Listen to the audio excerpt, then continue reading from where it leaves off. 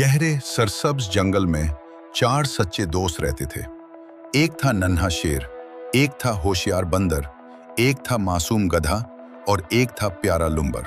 ये चारों हमेशा साथ रहते थे, हंसते, खेलते और एक दूसरे की मदद करते थे।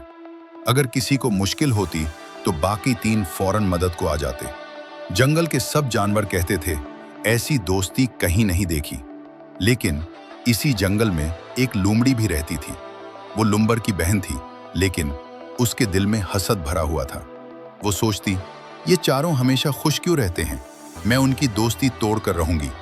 एक दिन लोमड़ी ने चाल चली। वो चुपके से एक एक दोस्त के पास गई और हर एक को अलग अलग बातें बताने लगी। शेर से कहा, बंदर तुम्हारी बुराई करता है। बंदर से कहा, गधा तुम्हें बेवकूफ समझता है। गधे से कहा, लुम्बर तुम्हें दोस्त नहीं समझता। और लुम्बर से कहा, सब तुमसे जलते हैं। अब क्या था, चारों दोस्तों के दिल में शक पैदा हो गया। वो आहिस्ता आहिस्ता एक दूसरे से दूर होने लगे। बातें बंद, हंसी खत्म। फिर एक दिन छोटी सी बात पर बड़ा झगड़ा हो गया।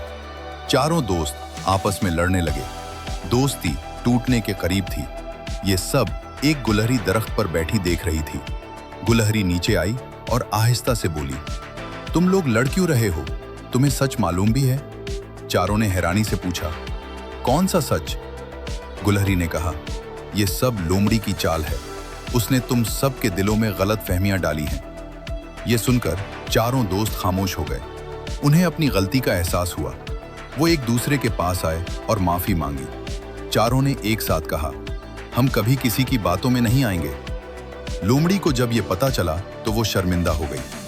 दोस्तों ने उसे डांटा, लेकिन फिर माफ भी कर दिया। और उस दिन के बाद चारों दोस्त पहले से भी ज्यादा मजबूत हो गए।